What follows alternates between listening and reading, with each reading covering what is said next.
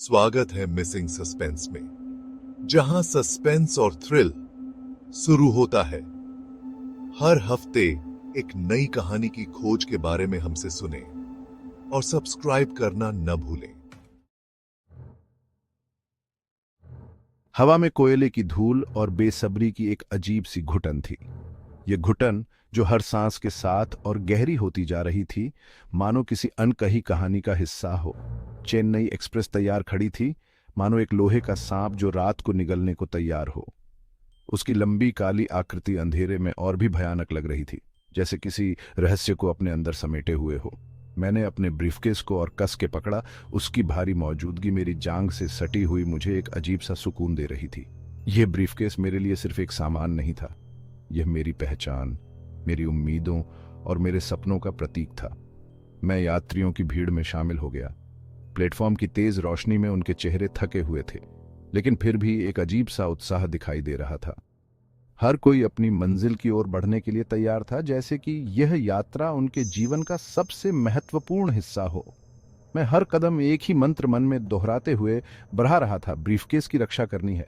यह मंत्र मुझे हिम्मत दे रहा था, मुझे याद दिला रहा था कि इस ब्रीफकेस में मेरी पूरी दुनिया समाई हुई है। चेन्नई, सपनों का शहर, लोग इसे ऐसे ही पुकारते थे। यह शहर जो अपने आप में एक जीवंतता और ऊर्जा समेटे हुए था, मेरे लिए एक नई शुरुआत का प्रतीक था। लेकिन आज रात मेरे लिए यही वो मंजिल थी जो मेरे भविष्य की चाबी अपने अंदर समेटे हुए थी। इस शहर में मेरे लिए एक नई कहानी की शुरुआत होने वाली थी, एक ऐसी कहानी जो मेरे जीवन को हमेशा के लिए बदल देगी। इस ब्रीफकेस में मेरा अतीत, मेरा वर्तमान और मेरे जो भी सपने बचे थे, सब कुछ था। यह ब्रीफकेस मेरे जीवन का सार था, मेरी हर उम्मीद और हर डर का प्रतीक। मेरे हाथ में इसका भार मुझे बार बार याद दिला रहा था कि दांव पर क्या लगा है। यह भार मुझे सचेत कर रहा था, मुझे याद दिला रहा था कि मुझे किसी भी कीमत पर इसे सुरक्षित रखना है। मेरी नजरें प्लेटफॉर्म पर घूम रही थीं, किसी भी खतरे के इशारे की तलाश में, पहचान की किसी भी झलक की तलाश में। हर चेहरा, हर हरकत मुझे संदेहास्पद लग रही थी। किसी पर भरोसा मत कर, मेरा मन मुझे बार बार यही कह रहा था। यह चेतावनी मेरे दिमाग में गूंज रही थी, मुझे हर कदम पर सतर्क रहने के लिए मजबूर कर रही थी। अचानक प्रवेश द्वार के पास कुछ हलचल हुई जिसने मेरा ध्यान खींचा। यह हलचल जो अचानक से हुई थी ने मेरे दिल की धड़कन को तेज कर दिया। एक महिला चटक लाल साड़ी में एक कुली से बहस कर रही थी। उसकी आवाज में एक अजीब सी दृढ़ता थी जो उसे बाकी भीड़ से अलग कर रही थी। उसकी आवाज तेज और जिद्दी, आसपास के शोर में भी साफ सुनाई दे रही थी। उसकी आवाज में एक ऐसी शक्ति थी जो किसी भी शोर को मात दे सकती थी। उसकी आंखें गहरी और तेज इधर उधर देख रही थीं, जैसे सब कुछ अपने अंदर समेट रही हों। उसकी नजरें जो हर चीज को बारीकी से देख रही थीं, ने मुझे बेचैन कर दिया। उसके बारे में कुछ तो था, उसकी आंखों में एक चमक, उसके हाव भाव में एक तनाव जिसने मुझे बेचैन कर दिया। उसकी उपस्थिति में एक अजीब सी ऊर्जा थी जो मुझे असहज कर रही थी। मैं समझ नहीं पा रहा था कि क्या है, लेकिन मेरे अंदर की आवाज मुझे उससे दूर रहने के लिए कह रही थी। यह आवाज जो मेरे अंदर से आ रही थी मुझे चेतावनी दे रही थी। जैसे ही मैं ट्रेन में चढ़ा, उस महिला की निगाहें एक पल के लिए मेरी निगाहों से मिली। उस एक पल में मानो समय थम गया हो और मेरी रीढ़ की हड्डी में सिहरन दौड़ गई। यह सिहरन जो अचानक से आई थी ने मुझे और भी सतर्क कर दिया। मुझे ऐसा लग रहा था जैसे मैंने उसे पहले कहीं देखा है, या शायद यह सिर्फ मेरा वहम होगा। यह अजीब सा एहसास जो मेरे दिमाग में गूंज रहा था मुझे और भी उलझन में डाल रहा था। मेरा हाथ सहज ही ब्रीफकेस पर और कस गया। मेरा दिल बेचैनी से धड़क रहा था। यह धड़कन जो हर पल तेज हो रही थी मुझे याद दिला रही थी कि मुझे किसी भी कीमत पर सतर्क रहना है। मैं इतनी दूर आ चुका था कि अब मैं अपने वहम को खुद पर हावी नहीं होने दे सकता था। मुझे अपने डर को मात देनी थी और अपने लक्ष्य की ओर बढ़ना था, चाहे कुछ भी हो जाए। ट्रेन आगे बढ़ी। उसकी सीटी रात के सन्नाटे को चीरती हुई एक दर्द भरी चीख की तरह थी। यह आवाज मानो किसी भूले हुए अतीत की याद दिला रही थी, एक ऐसी याद जो दिल के किसी कोने में दबी हुई थी। मैं अपनी बर्थ पर पहुंचा, एक छोटी तंग जगह जो अचानक एक अभयारण्य जैसी लग रही थी। यह तंग जगह जो पहले असुविधाजनक लगती थी, अब मुझे एक सुरक्षित कोना महसूस हो रही थी, जहां मैं अपने विचारों में खो सकता था। मैं वहां जाकर बैठ गया, ब्रीफकेस को अपने बगल वाली बर्थ पर रखा। मेरी नजरें उस पर से हटी ही नहीं। ब्रीफकेस में छुपे दस्तावेजों का भार मेरे मन पर भी भारी था। जैसे कोई गुप्त रहस्य जो उजागर होने का इंतजार कर रहा हो। पटरियों पर पहियों की लयबद्ध आवाज मुझे एक झूठी सुरक्षा की भावना में धकेल रही थी।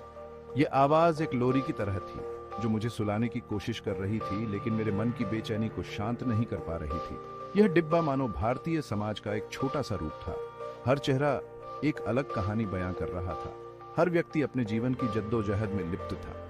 एक परिवार जिसका सामान मेरी तरफ भी फैला हुआ था। बच्चे पहले ही सो चुके थे, सफर के उत्साह से थके हुए। उनके मासूम चेहरे नींद में भी मुस्कुरा रहे थे, जैसे किसी सपने में खोए हुए हो। एक बुजुर्ग दंपति अपने आप में प्रार्थना कर रहे थे। उनके चेहरे पर जीवन के अनुभव की झुर्रियां साफ दिखाई दे रही थी। उनकी प्रार्थना में एक अजीब सी शांति थी जो मुझे भी थोड़ी देर के लिए सुकून दे रही थी। और फिर वो औरत थी, लाल साड़ी वाली। उसकी उपस्थिति ने पूरे डिब्बे को एक अलग ही रंग में रंग दिया था। वह मेरे सामने तिरछी बैठी थी, उसकी आंखें बंद थीं। ऐसा लग रहा था जैसे वह सो रही हो, लेकिन उसकी शांति में भी एक रहस्य छुपा हुआ था जो मुझे बेचैन कर रहा था। लेकिन मैं उसकी मौजूदगी को महसूस कर सकता था। उसकी निगाहें मुझ पर टिकी हुई हैं, ऐसा एहसास हो रहा था, जबकि उसकी आंखें बंद थीं। उसकी उपस्थिति ने मुझे असहज कर दिया था, जैसे वह मेरे मन की गहराइयों को पढ़ रही हो। मैंने उसे नजरअंदाज करने की कोशिश की, बाहर तेजी से गुजरते नजारों पर ध्यान केंद्रित करने की कोशिश की। चांदनी से नहाए हुए खेत, छायादार गांव और कभी-कभी दूर किसी कस्बे की टिमटिमाती रोशनी। ये दृश्य मुझे एक पल के लिए वास्तविकता से दूर ले जा रहे थे। मैंने अपना फोन निकाला, बाहर की दुनिया से जुड़ने के लिए एक सहारा, लेकिन बैटरी का निशान लाल रंग में टिमटिमा रहा था, मुझे मेरी अकेलेपन की याद दिला रहा था। यह अकेलापन जो इस भीड़ में भी मुझे घेरे हुए था और गहरा हो गया। मैं अकेला था, अनजान चेहरों के समुद्र में एक राज लिए हुए जो मेरे सीने में आग की तरह जल रहा था। यह राज जो मुझे चैन से सोने नहीं दे रहा था, मेरे मन को कचोट रहा था। ट्रेन के इंजन की आवाज मेरे मन की बेचैनी को और बढ़ा रही थी, मुझे बार बार उस खतरे की याद दिला रही थी जो परछाइयों में छरहा हुआ था। यह खतरा जो हर मोड़ पर मेरा इंतजार कर रहा था, मुझे चैन से बैठने नहीं दे रहा था।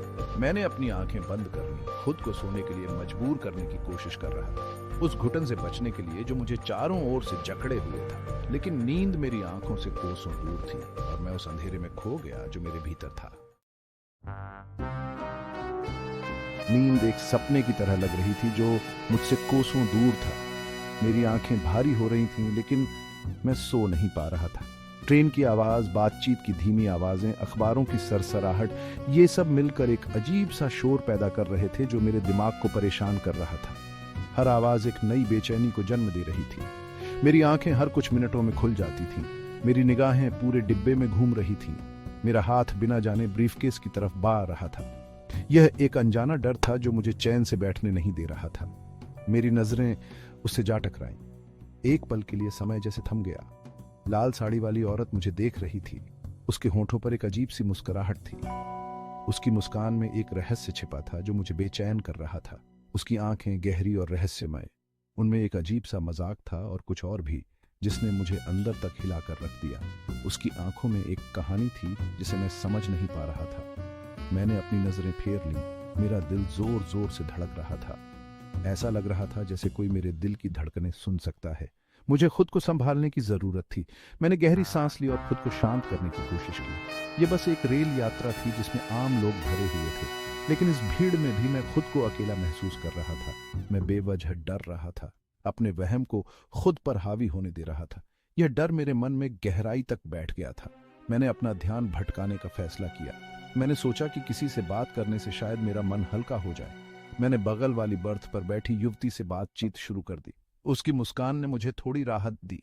उसने अपना परिचय दिया, मीरा, एक पत्रकार जो दिल्ली में एक कहानी कवर करने के बाद चेन्नई वापस जा रही थी। उसकी आवाज में आत्मविश्वास था। वह तेज तर्रार, समझदार और बात करने में काफी अच्छी थी। उसकी बातें सुनकर मुझे अच्छा लग रहा था, हालांकि उसके सवाल मेरे हिसाब से थोड़े ज्यादा ही घुमा फिराकर पूछे जा रहे थे। उसकी जिज्ञासा मुझे असहज कर रही थी। तो आप चेन्नई क्यों जा रहे हैं? बिजनेस, मैंने बेरुचि से जवाब दिया। ज्यादा कुछ बताने को तैयार नहीं था। मुझे लगा कि जितना कम कहूं उतना अच्छा है। दिलचस्प, आप अपने काम का अच्छा ख्याल रखते हैं। मैंने बस सर हिलाया। मेरे अंदर की आवाज मुझे बातचीत खत्म करने के लिए कह रही थी। मुझे लगा कि अब और बात करना सही नहीं होगा। मुझे यह एहसास नहीं जा रहा था कि वह सिर्फ एक जिज्ञासु पत्रकार से ज्यादा कुछ है। उसकी बातें मुझे कुछ और ही संकेत दे रही थी।